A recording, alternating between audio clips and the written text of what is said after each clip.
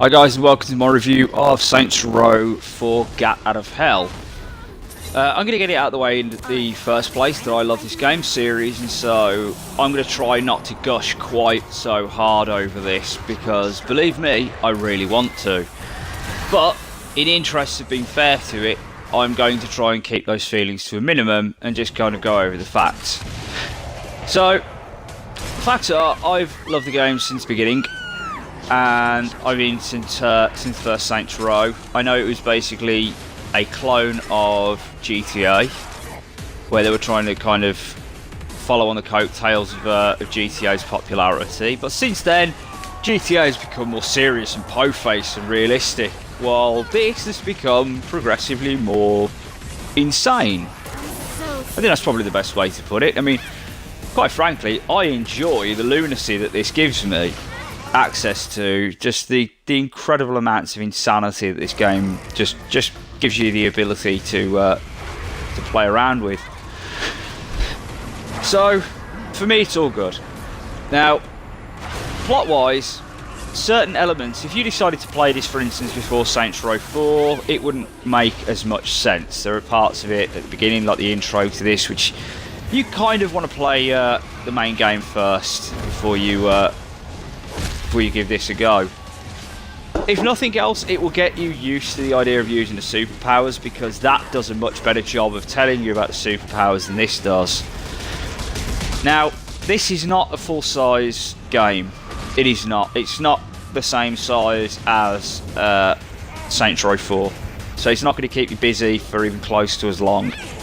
You are looking at about 20 hours, and in fact it is one of the achievements. Play this game for 20 hours. By the 20th hour, you are basically, I mean, I would probably say from sort of the 16th hour onwards, if even that, because I spent a lot of time messing around completing challenges instead of doing main missions.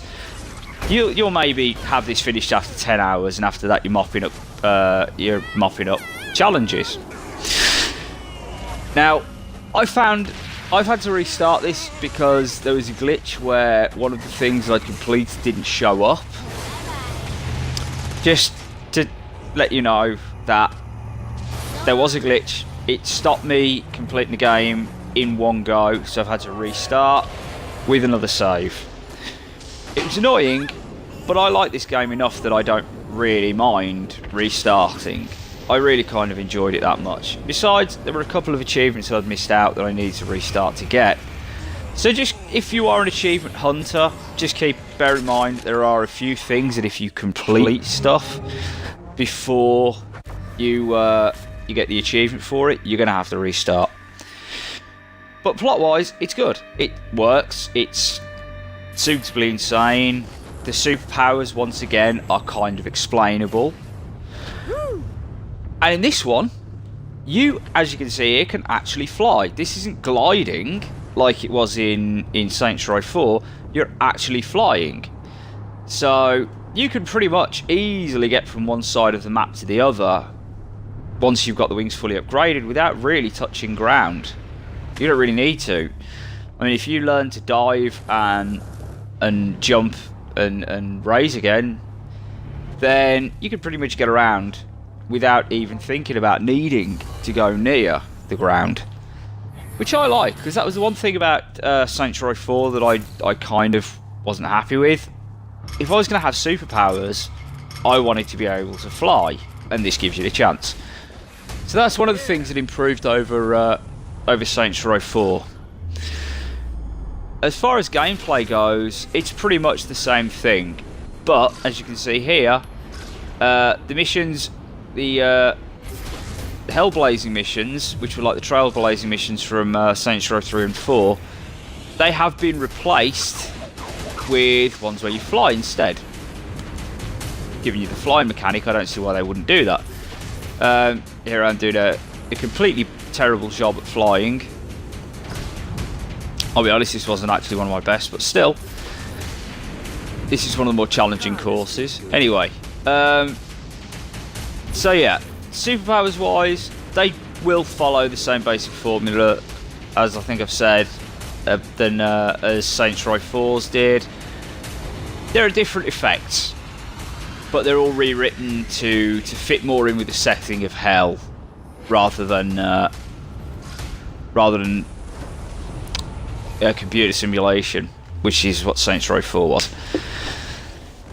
So a lot of the stuff that you're used to from Saints Row 4, you'll just be able to do again.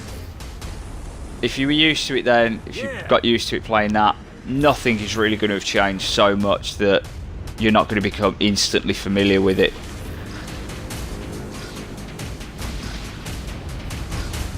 Some people would call that a bad thing. Me personally, I kind of like it. So, I mean, when you want something new, just wait for Saints Row 5 to come out, because as far as I understand, that's actually in the works at the moment. I kind of don't see where they're going to go with that, though. I mean, they're giving you superpowers. Where do you go from there? Where exactly do you go from being given superpowers? But that's a problem for another time, if it even is a problem for them in the first place.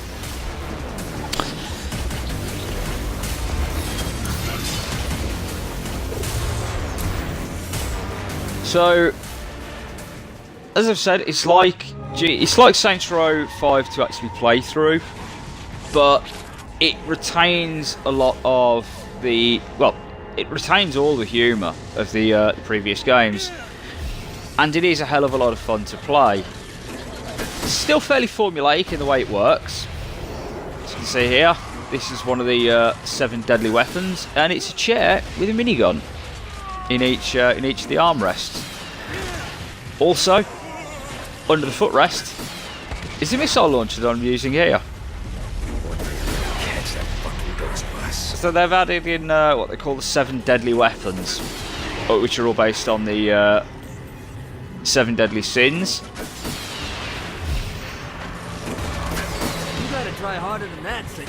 All the weapons and everything. It's a completely new world. It's a very fun world, and you get to meet some really great characters like William Shakespeare and Vlad the Impaler. I think this is probably the only game where you're going to get to meet those two in any way, shape or form. There are a few new diversions, like for instance there is using the Rambulance. The Rambulance is basically an ambulance which is completely allowed, and in fact supposed to, run you over. It's got a great big ram's head on the front, so its sole job is to try and hit as many people as possible, and that is one of the new diversions from the game. The Synthopol Prosectors are another diversion which you are supposed to use to crush other cars, because it's a monster truck, so, you know, logic. It's about the only time logic's been used in this game anytime soon, or in any time recently, but it makes sense. It is, as I say, there's a lot of stuff that is taken from Saints Row 4 in almost every way, but it's different enough that it's not going to feel samey. It's different enough that it's not going to feel like you're just playing Saints Row 4 for another 20 hours. So there is a lot of stuff to do. Challenges, I would probably say, they probably kind of went overboard a little bit on challenges, because they gave you a challenge to do with absolutely everything. Every weapon, every power, every variation of every power. And a lot of it is going to require you to do some fairly heavy upgrading. But all in all, along with barnstorming, because the flight mechanic now allows you to stay up for a lot longer than just gliding, so they've given you barnstorming as well, so fly under bridges. Collectibles, there are a lot. There's actually probably more in this than there are in Saints Row 4. Running out of juice. Which is to say, a hell of a lot.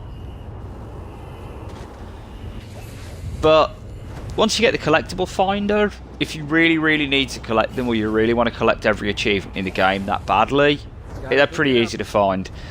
A few of them are a bit more challenging, hidden underground, but aside from that, not too bad. All in all, I really enjoyed this game though. I would probably give it 9 out of 10.